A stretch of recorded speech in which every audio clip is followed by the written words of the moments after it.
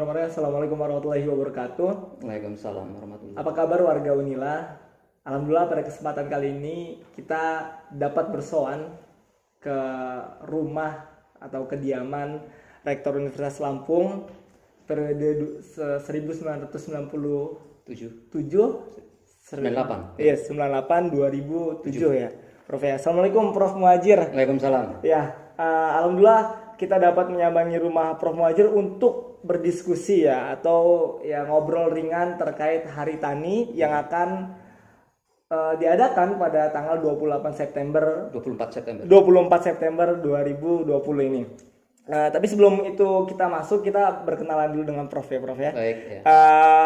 Profesor Dr. Insinyur Muhajir Utomo MSc.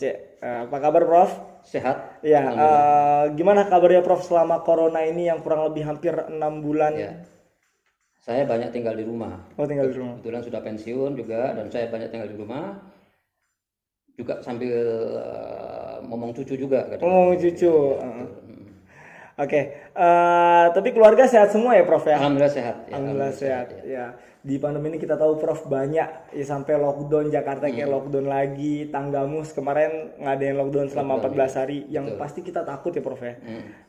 Pandemi ini. Tapi semoga makin hari makin membaik kondisi Indonesia ya Prof ya. Amin. Ya.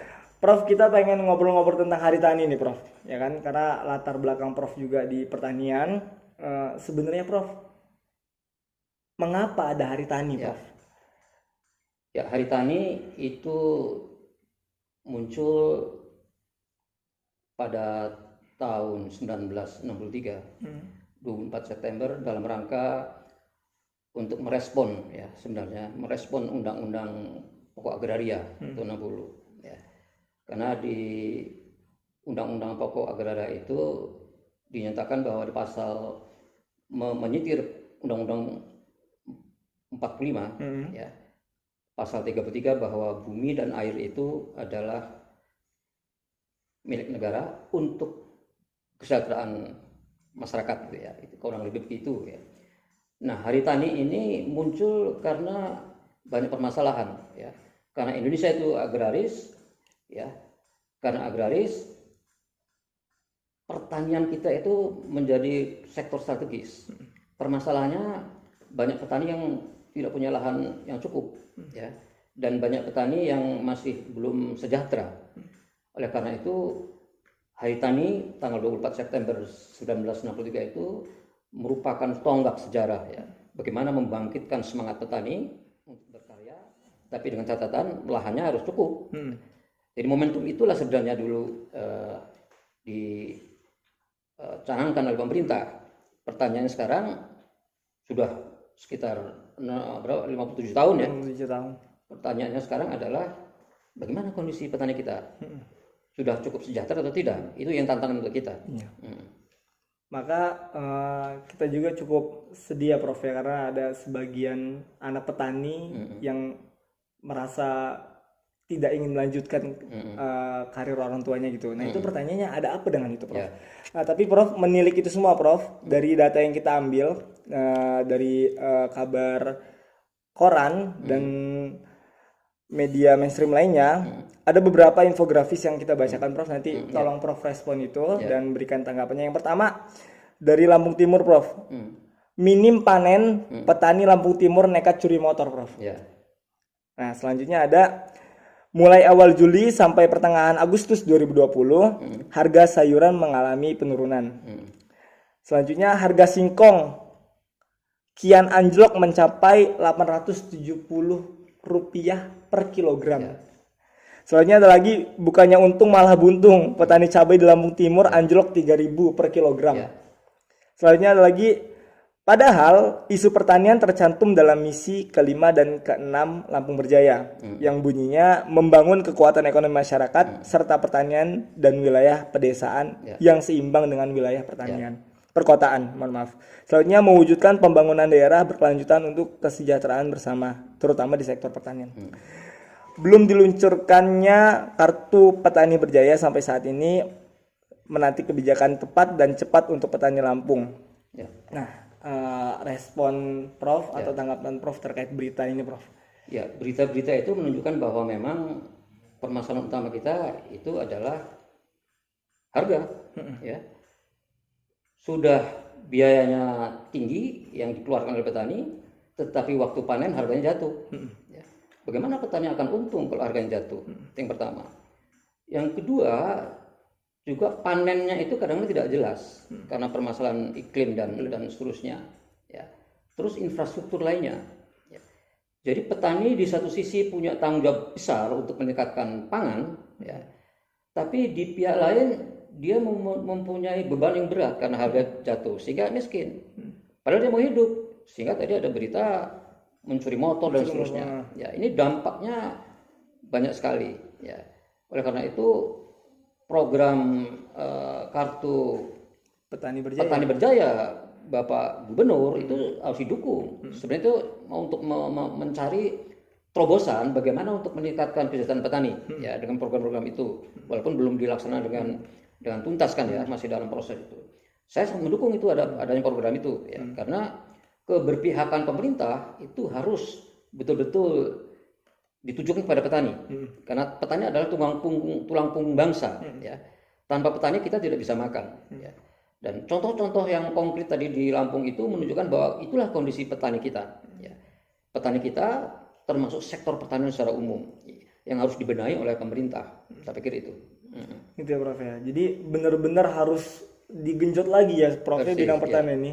Karena mau nggak mau kita sadar nggak sadar ya kita juga makan dari hasil pertanian ya Prof ya.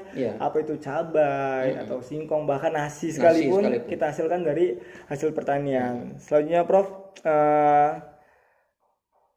peran mahasiswa nih Prof ya, menurut Prof apa sih yang bisa mahasiswa lakukan itu untuk mendongkrak khususnya di sektor pertanian Indonesia, terkhusus lagi Lampung Prof gitu Prof.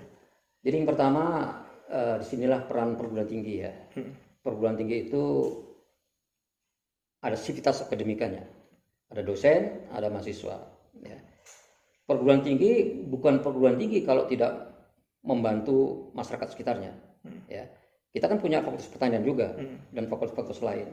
Jadi menurut saya ini momentum ya untuk anak-anak muda, termasuk mahasiswa di sini untuk menerapkan ilmunya yang diperoleh dari dosen atau bersama-sama dengan dosen melakukan pengabdian pada masyarakat, langsung diterapkan di perdesaan, sekaligus mahasiswa bisa belajar ya. Demikian susahnya bertani itu. Ya, sekaligus mahasiswa nanti mendapatkan pengalaman yang berharga bagaimana kita mengelola pertanian di perdesaan. Dan nanti kalau misalnya selesai dia bisa memodifikasi teknologi yang ada sedemikian rupa bukan hanya untuk dia dalam rangka untuk meningkatkan pekerjaan dan seterusnya, tetapi juga membantu petani keluar dari kemiskinan. Dan tadi desa, ya. Desa itu adalah kawasan yang sebagian besar petani tinggal di sana. Ya. Pertanian banyak di desa. Jadi dengan adanya kebijakan misalnya bantuan pemerintah dana desa itu juga momentum. Dan mahasiswa bisa berperan di situ, membantu petani, membantu perdesaan. Dengan IT-nya yang dipunyai kan mahasiswa kan biasanya canggih di bidang IT-nya ya. Membantu bagaimana misalnya memasarkan ya produk pertanian itu sehingga harganya tidak begitu murah di desa, dipasarkan sampai ke kota dan seterusnya melalui bantuan IT dan seterusnya. Itulah peran mahasiswa. Dan mahasiswa dengan perannya di desa itu nanti harus ada reward ya dari universitas ya. Apalagi sekarang kan ada kurikulum kampus merdeka itu kan. Jadi tidak tidak buspro istilah bahasa Jawanya, tapi apa yang dilakukan mahasiswa itu ada reward dari perguruan tinggi sehingga ada semacam credit point dan seterusnya, itu semacam insentif untuk mahasiswa di dalam menyelesaikan studinya. Tinggal kampus nanti mengatur bagaimana kalau pengabdian yang dilakukan oleh mahasiswa itu bagaimana dimasukkan dalam kurikulum atau melalui KKN atau praktek umum atau yang lain. Saya pikir penting sekali peran anak-anak muda. Jadi memang iya Prof ya, biar tertarik juga mereka dan merasa terapresiasi gitu ya Prof ya. Iya. Makanya perlu diadakan intensif itu ya Prof ya. Terus Prof, fenomena yang sekarang yang ada di Lampung ini Prof, memang sektor pertanian kita kan agak gonjang-ganjing gitu sih Prof ya, dengan berita-berita tadi yang dibacakan. Ada tips dan trik gak Prof dari Prof sendiri itu khususnya untuk orang-orang di tengah kota nih untuk mengadakan pertanian yang kecil-kecilan gitu Prof? Ya. adanya pandemi COVID ini yang tidak bisa tidak kita harus banyak tinggal di rumah, ini juga bisa dijadikan sebagai momentum ya, untuk kita ya, tinggal di rumah tetapi memanfaatkan kesempatan sebaik mungkin agar lebih produktif dengan memanfaatkan apa yang kita sebut dengan pertanian lahan sempit. Ya. Di kota ini masih banyak itu lahan-lahan yang bisa dimanfaatkan untuk pertanian. Ya. Tetapi tidak seluas di desa ya. Lahan-lahan sempit, pekarangan dan seterusnya. Dengan teknologi yang pas ya, masyarakat di kota, terutama ibu-ibu juga bisa memanfaatkan kesempatan ini dengan baik, mendaur ulang limbah misalnya, ya, memanfaatkan lahan-lahan pekarangan yang sempit itu, menanam tanaman-tanaman yang punya nilai ekonomi tinggi, bukan hanya untuk digunakan untuk kebutuhan mereka sendiri, tetapi juga mungkin ada yang lebih bisa dijual, ya, termasuk juga untuk meningkatkan kegiatan ya ibu-ibu di rumah ya. Jadi lebih produktif. Ya. Jadi kalau ibu-ibu atau kita yang tinggal di rumah memanfaatkan lahan-lahan sempit itu lebih produktif, itu bukan hanya meningkatkan kesejahteraan, tetapi ada plus yang lain. Limbah berkurang, ya, lingkungan di desa itu menjadi bagus, ekosistem jadi bagus, itu juga mudah-mudahan akan mengurangi dampak dari COVID juga, ya, karena situasinya bersih, ya.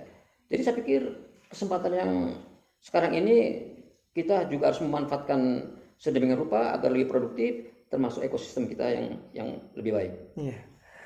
Baik Prof, terus lanjut lagi Prof, maksudnya ini kan pemerintah mengeluarkan kartu ini Petani Berjaya Prof ya. Menurut Prof evaluasi agar kita pun sembari mengoreksi juga dan agar lebih baik lagi program ini, bagusnya evaluasi Prof terhadap kartu Petani Berjaya ini Prof.